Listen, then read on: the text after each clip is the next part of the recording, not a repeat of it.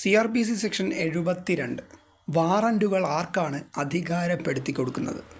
CRPC section 72 വാറന്റുകൾ ആർക്കാണ് അധികാരപ്പെടുത്തി കൊടുക്കുന്നത്?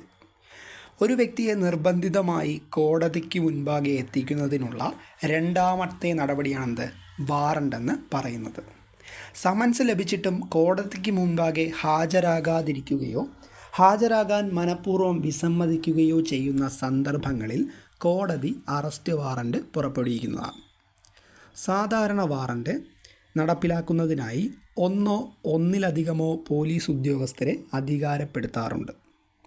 എത്രയും പെട്ടെന്ന് വാറണ്ട് നടപ്പിലാക്കേണ്ട സാഹചര്യത്തിൽ യാതൊരു പോലീസ് ഉദ്യോഗസ്ഥനെയും ഉടനെ ലഭിച്ചില്ല എങ്കിൽ വാറണ്ട് പുറപ്പെടുവിക്കുന്ന കോടതിക്ക് അത് മറ്റേതെങ്കിലും ഉദ്യോഗസ്ഥനെയോ ആളുകളെയോ അധികാരപ്പെടുത്താവുന്നതാണ്. അപ്പോൾ CRPC സെക്ഷൻ 72 നോക്കിയത്. വാറണ്ടുകൾ ആർക്കാണ് അധികാരപ്പെടുത്തി കൊടുക്കുന്നത്? ഒരു വ്യക്തിയെ നിർബന്ധിതമായി കോടതിക്ക് മുൻപാകെ എത്തിക്കുന്നതിനുള്ള രണ്ടാമത്തെ നടപടിയാണെന്ത്? വാറണ്ട് എന്ന് പറയുന്നത്. സമൻസ് ലഭിച്ചിട്ടും കോടതിക്ക് മുൻപാകെ ഹാജരാകാതിരിക്കുകയോ ഹാജരാകാൻ മനഃപൂർവ്വം വിസമ്മതിക്കുകയോ ചെയ്യുന്ന സന്ദർഭങ്ങളിൽ കോടതി അറസ്റ്റ് വാറണ്ട് പുറപ്പെടുവിക്കുന്നതാണ്. സാധാരണ വാറണ്ട് നടപ്പിലാക്കുന്നതിനായി ഒന്നോ ഒന്നിലധികമോ പോലീസ് ഉദ്യോഗസ്ഥരെ അധികാരപ്പെടുത്താറുണ്ട്.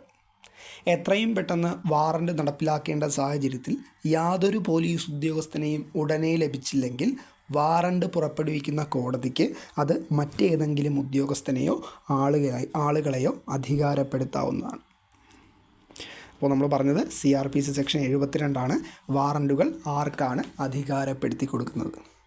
ഒന്നുകൂടി പറയാം. CRPC സെക്ഷൻ 72 എന്താണ്? വാറണ്ടുകൾ ആർക്കാണ് അധികാരപ്പെടുത്തി കൊടുക്കുന്നത്?